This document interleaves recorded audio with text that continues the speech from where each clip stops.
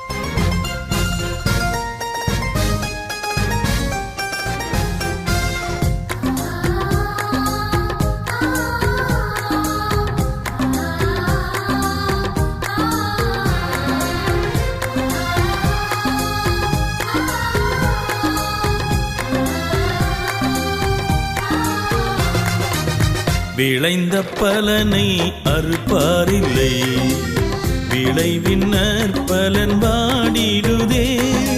அறுவடை மிகுதே ஆளோ இல்லை, அந்தோ மனிதர் அழிகின்றாரே.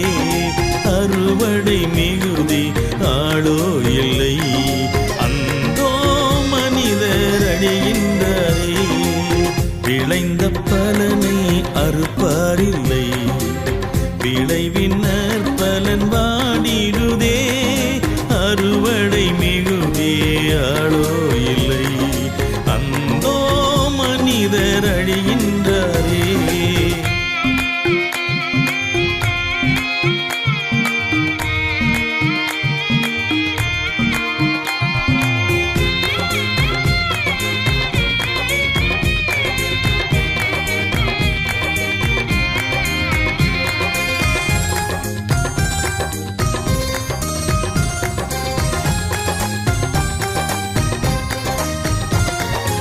அவர் போல் பேசிட நாவு இல்லை, அவர் போல் அலைந்திட கால்கள் இல்லை. அவர் போல் பேசிட நாவு இல்லை, அவர் போல் அலைந்திட கால்கள் இல்லை. எண்ணிலடங்க மாந்தர் சத்தம் உந்தன் செவியினில் தொனிக்கலையோ. எண்ணிலடங்கா மாந்தர் சத்தம் உந்தன் செவியினில் தொனிக்கலையோ. விளைந்த பலனை அறுப்பாரில்லை, விளைவின் நற்பலன் வாடிடுதே. அறுவடை மிகுதே ஆளோ இல்லை, அந்தோ மனிதர் அழிகின்றாரே.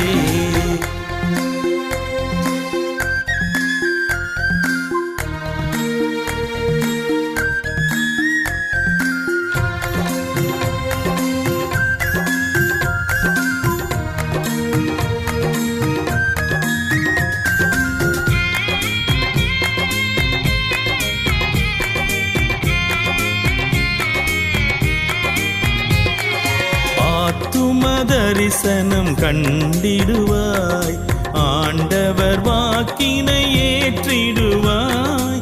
ஆத்தும தரிசனம் கண்டிடுவாய், ஆண்டவர் வாக்கினை ஏற்றிடுவாய். விரைந்து சென்று சேவை செய்வாய், விளைவின் பலனை அறுத்திடுவாய். விரைந்து சென்று சேவை செய்வாய், விளைவின் பலனை அறுத்திடுவாய். விளைந்த பலனை அறுப்பாரில்லை, விளைவின் நற்பலன் வாடிடுதே. அறுவடை மிகுதே ஆளோ இல்லை, அந்தோ மனிதர் அழிகின்றாரே.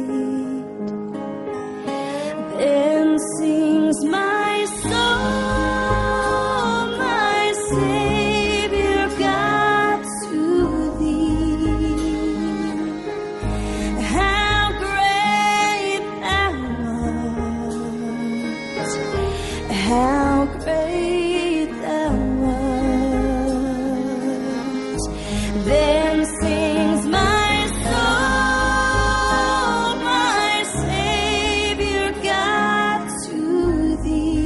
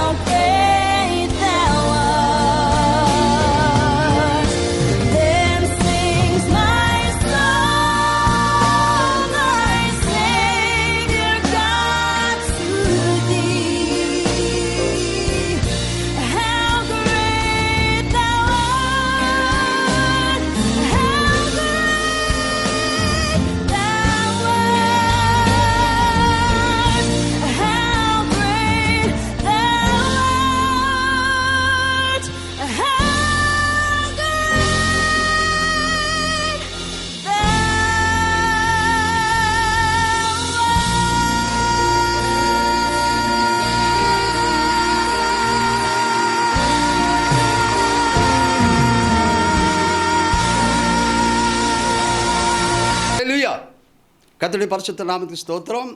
இந்த நாளிலே ஆண்டவருடைய வசனத்துக்கு நேராக நாம் கடந்து செல்வோம். மல்கியாவின் புஸ்தகம் 4ஆம் அதிகாரம் 2ஆம் வசனம். என் நாமத்துக்கு பயந்திருக்கிற உங்கள் மேல் நீதியின் சூரியன் உதிக்கும். அன்பான தேவஜனமே, இந்த காலை நேரத்தில் ஆண்டவராகிய இயேசு கிறிஸ்து உங்களோடு கூட பேசுகிறார்.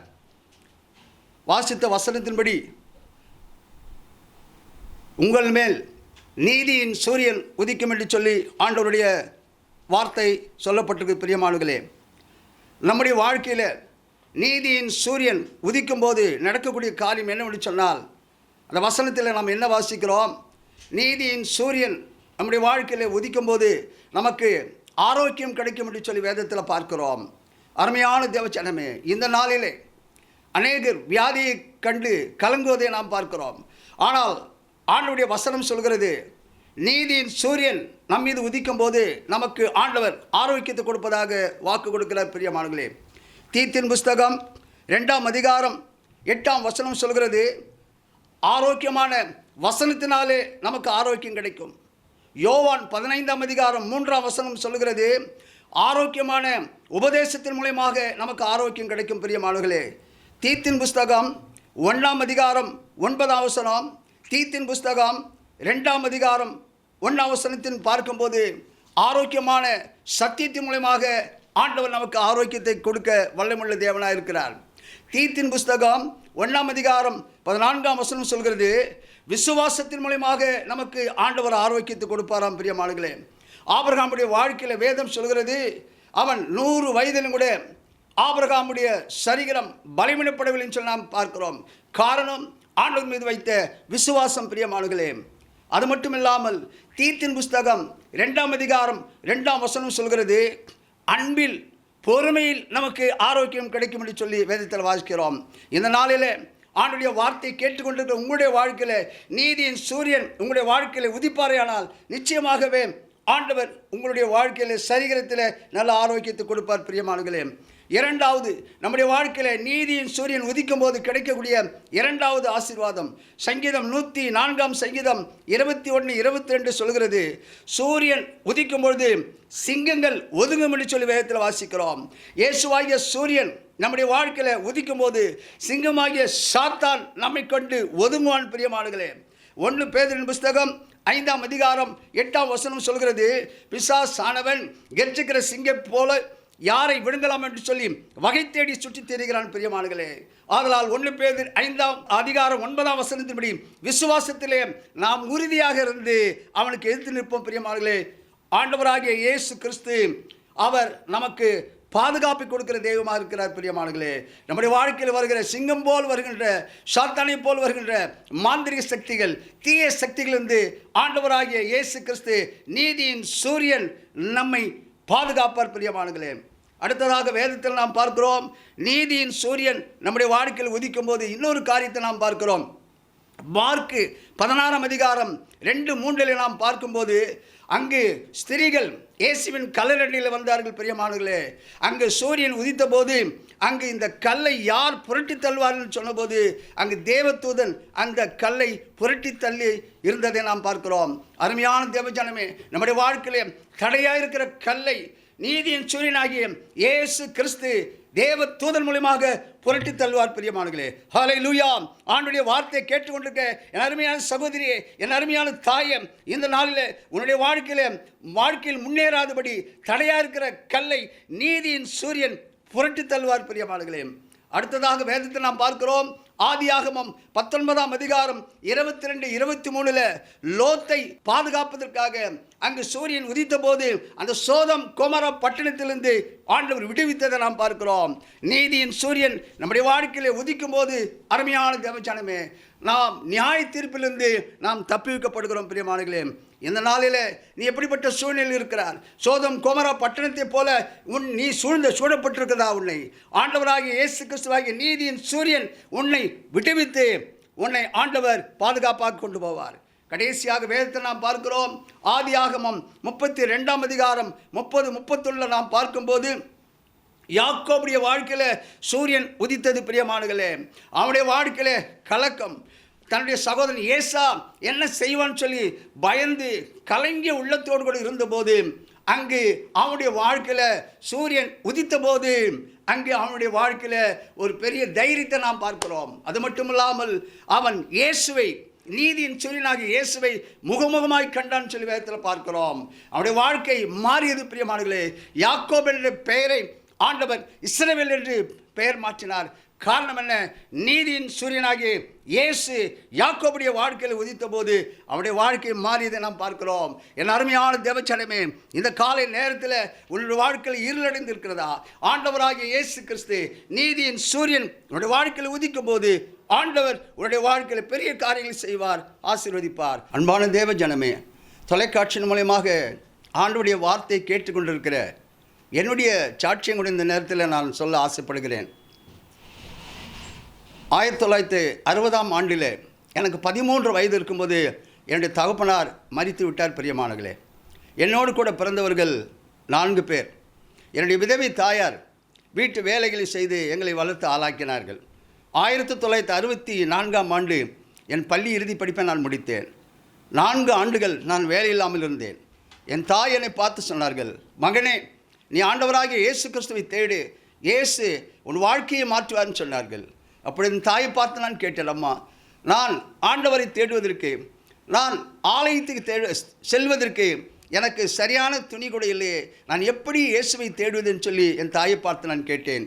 அப்படி என் தாய் என்னை பார்த்து சொன்னார்கள், மகனே, நீ ஆண்டவராகிய இயேசு கிறிஸ்துவை தேடு, நிச்சயமாகவே நீதியின் சூரியனாகிய இயேசு உன் வாழ்க்கையை பிரகாசிப்பார் என்று சொன்னார்கள்.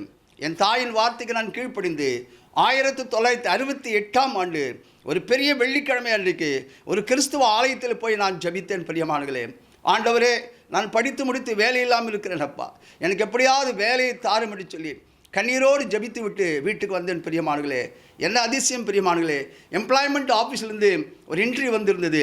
அந்த இன்டர்வியூவை நான் பிரித்து பார்த்தேன். என்னை மத்திய அரசாங்கத்தில் வேலை கிடைத்திருந்தார்கள். என்னோடு கூட 300 பேர்கள் வந்தார்கள். அதில் 7 பேர் செலக்ட் பண்ணப்பட்டார்கள். அதில் நான் ஒருவனாக செலக்ட் பண்ணப்பட்டேன். ஆமென், ஹல்லேலூயா. 1968ஆம் ஆண்டு 21 வயதில் நீதியின் சூரியனாகிய இயேசு கிறிஸ்துவை நான் தேடின போது இயேசு கிறிஸ்து எனக்கு மத்திய அரசாங்கத்தில் வேலை கொடுத்தார். பிரியமானங்களே, வேலை கிடைத்தவுடன் தான் என்னுடைய வாழ்க்கை மாறியது. என்னுடைய கூட வேலை செய்கிற நண்பர்களோடு கூட நான் பாவமான காரியங்களில் ஈடுபட ஆரம்பித்தேன். நான் ஏறி இறங்காத சினிமா தியேட்டர் கிடையாது. பிரியமானங்களே, பொல்லாத வாலிபனாக காணப்பட்டேன். என் தாய் மீண்டும் என்னை பார்த்து சொன்னார்கள், மகனே, ஆண்டவர் உனக்கு வேலையை கொடுத்திருக்கிறார், ஆண்டவர் கொடுத்த வேலையை மறந்து விதமெல்லாம் ஜீவிக்கிறாய் என்று சொல்லி கொண்டிருந்தார்கள். இப்பொழுது என் தாயின் வார்த்தைக்கு நான் செவி கொடாமல் கண் போன போக்கிலே கால் போன போக்கில் நடந்து கொண்டிருந்தேன். 1977ஆம் ஆண்டு சென்னை மெரினா கடற்கரை நடந்த ஒரு சுவிசேஷ கூட்டத்தில் முதலாக நான் கலந்து கொண்டேன். அங்கு பேசின பிரசங்கியார் நீதிமொழிகள் 28ஆம் அதிகாரம் 13ஆம் வசனத்திலே, தன் பாவத்தை மறைக்கிறவன் வாழ்வடைய மாட்டான், அதை அறிக்கை செய்து விட்டுவிடுகளோ இரக்கம் பெறுவான் என்று வேத வசனத்தை பேசி கொண்டிருந்தார். அந்த கூட்டத்திலே நான் கடைசியாக விட்டு கொண்டிருந்தேன். ஆண்டவர் என்னோடு கூட பேசினார், மகனே, நீ எத்தனையோ பாவங்களை செய்திருக்கிறாய், இந்த ராத்திரி வேலையில் நீ என்னிடத்தில் வரமாட்டாய் என்று சொல்லி ஆண்டவர் என்னோடு கூட பேசினார். 1977ஆம் வருடம் மே மாதம் இரவு 9 மணி இருக்கும் சென்னை மெரினா கடற்கரையில் முழங்கால் போட்டு நான் ஜபித்தேன். ஆண்டவரே, நான் தெரிந்தோ தெரியாமலோ எத்தனையோ பாவங்களை நான் செய்திருக்கிறேன், என் பாவத்தை மன்னியும் என்று சொல்லி கண்ணீரோடு ஜபித்தேன். பிரியமானங்களே, வேத வசனம் சொல்கிறது, 1 யோவான் 1ஆம் அதிகாரம் 7ஆம் வசனம், இயேசு கிறிஸ்துவின் ரத்தம் சகல பாவங்களுக்கு சுத்திகரிக்கும் என்று சொல்லி வேத வசனத்தின்படி 1 யோவான் 1ஆம் அதிகாரம் 9ஆம் வசனத்திலே நம்முடைய பாவங்களை அறிக்கையிட்டால் நம்முடைய பாவங்களை மன்னித்து எல்லா அநியாயத்தை நீக்கி நம்மை சுத்திகரிப்பதற்கு அவர் உண்மையும் நீதிமுள்ளவராக இருக்கிறார் என்று பாவ மன்னிப்பு நிச்சயத்தை பெற்றுக்கொண்டேன். அன்றிலிருந்து என் வாழ்க்கை மாறியது. பிரியமானங்களே, ஆண்டவராகிய இயேசு கிறிஸ்துவின் சுவிசேஷத்தை அறிவிக்கும்படியாக ஆண்டவர் கிருபை செய்தார். நாடு நகரமெல்லாம் பட்டி தொட்டியெல்லாம் அப்படி சுவிசேஷத்தை அறிவிக்கும்படியாக ஆண்டவர் கிருபை செய்தார். வறுமையிலிருந்து என்னை ஆண்டவர் மாற்றினார். வாடகை வீட்டில் குடியிருந்த எனக்கு சொந்த வீட்டை கொடுத்தார். என் பிள்ளைகள் படிக்கும்படியாக கிருபை செய்தார். என்னுடைய 2 பிள்ளைகளும் போதகர்களாக பணியாற்றுகிறார்கள். இது எதற்காக சொன்னார்? நீதியின் சூரியனாகிய இயேசு கிறிஸ்து என் வாழ்க்கையில் உதித்த போது என் வாழ்க்கை மாறியது. பிரியமானங்களே, இந்த நாளிலே ஆண்டவருடைய சத்தியத்தை கேட்டுக்கொண்டு உங்களுடைய வாழ்க்கையிலே நீதியின் சூரியனாகிய இயேசு நோக்கி பாருங்கள். இயேசு உங்கள் வாழ்க்கையை ஆசீர்வதிப்பார். நம் கண்களை மூடி நாம் ஜெபம் செய்வோம். பிரியமானங்களே, மகா இரக்கமுள்ள எங்கள் தேவனே, நன்றியோடு ஸ்தோத்திரிக்கிறோம் ஐயா. தொலைக்காட்சியின் மூலமாக நம்முடைய வார்த்தையை கேட்டுக்கொண்டிருக்கிற ஒவ்வொரு ஜனங்களுக்காக நான் ஜெபிக்கிறேன்ப்பா. வியாதியுள்ள மக்களுக்காக ஜெபிக்கிறேன். வியாதியுள்ள மக்களை சுகப்படுத்தும் கட்டுண்ட மக்களுக்கு விடுதலை தரும்படியாக சமூகத்தை நாங்கள் ஜெபிக்கிறோம் ஐயா. சிங்கம் போல் யாரை விழுங்கலாம் என்று வகை தேடி சுற்றி திரிந்து கொண்டிருக்கிற இந்த நாளில் ஆண்டவரே, நீதியின் சூரியனாகி நீர் எங்களுக்கு பாதுகாப்பை கொடுத்து வழிநடத்தும்படியாக சமூகத்தில் நாங்கள் ஜெபிக்கிறோம். ஆண்டவரே, யாக்கோபுடைய வாழ்க்கையில் அப்பா சூரியன் உதித்த போதுதான் அவனுடைய வாழ்க்கையில் அப்பா ஒரு ஆசீர்வாதத்தை நாம் பார்க்கிறோம். யாக்கோபுடைய பெயர் மாற்றத்தை நாங்கள் பார்க்கிறோம் ஐயா. அவனுடைய சகோதரன் ஏசா அவனை கொல்ல நினைத்து வந்தபோது நீதியின் சூரியனாக நீர் யாக்கோபை பாதுகாத்து யாக்கோபை இஸ்ரவேலாக மாற்றி இன்றைக்கும் ஆண்டவரே எங்களுடைய வாழ்க்கை எங்களுடைய நீதியின் சூரியன் உதிக்க போகிறதுக்காக நன்றியோடு ஸ்தோத்திரிக்கிறோம் அப்பா. சத்தியத்தை கேட்கிற ஒவ்வொரு மக்களுடைய வாழ்க்கையிலும் நீதியின் சூரியன் உதிக்கட்டும் ஐயா. கல்லை யார் புரட்டி தள்ளுவான்னு சொல்லி கலைஞ உள்ளத்தோடு இந்த ஸ்திரீயுடைய வாழ்க்கையில் அந்த கல் புரட்டப்பட்டதை நாங்கள் பார்க்கிறோம். அவ்விதமாக எங்களுடைய வாழ்க்கையில் தடையாக இருக்கிற கல்களை நீதியின் சூரியனாக நீர் புரட்டி தள்ளுவீர் என்று சொல்லி நாங்கள் விசுவாசிக்கிறோம் அப்பா.